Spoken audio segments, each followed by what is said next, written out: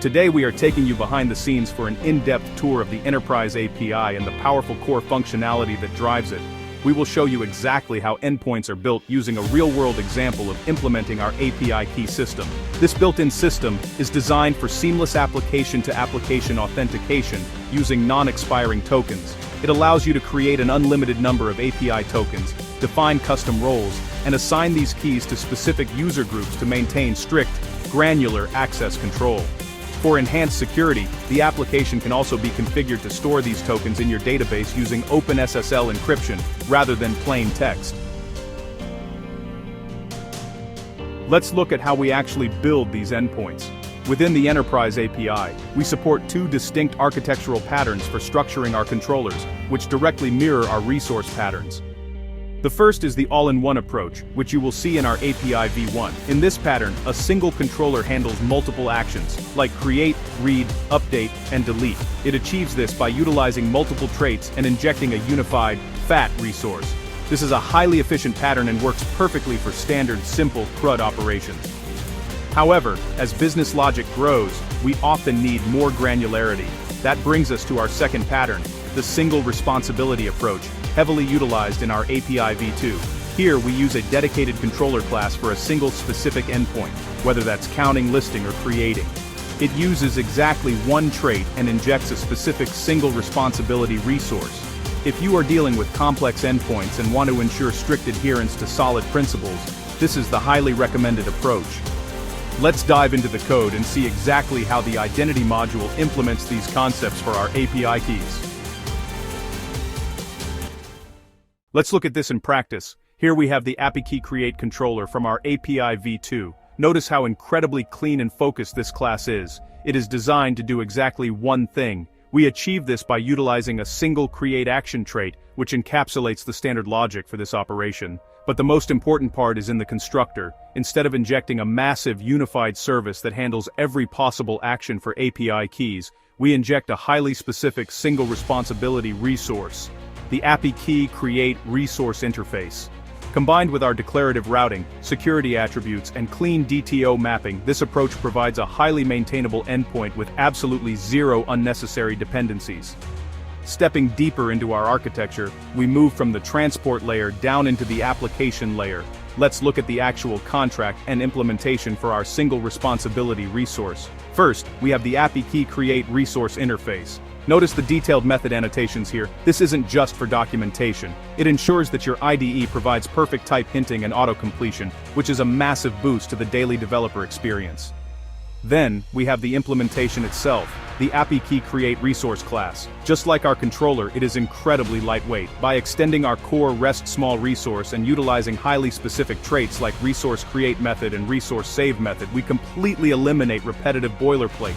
We inject exactly what we need, the API key repository, and nothing more. This is high standard backend architecture in practice, clean, strictly typed, and effortless to maintain.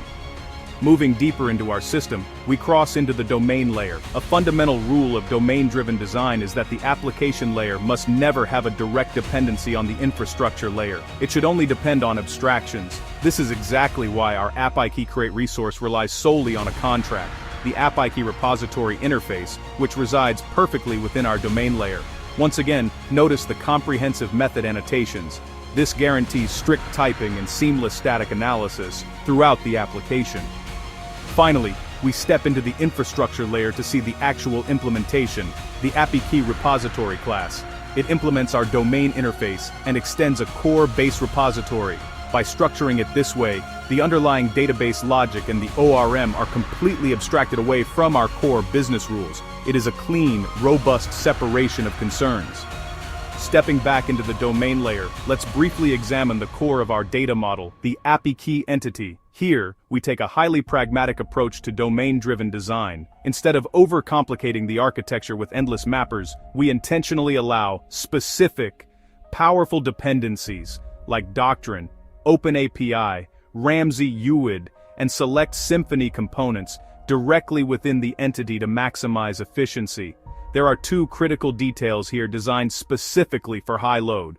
First, we enforce the deferred, explicit change tracking policy, which is essential for squeezing maximum performance out of the Doctrine ORM.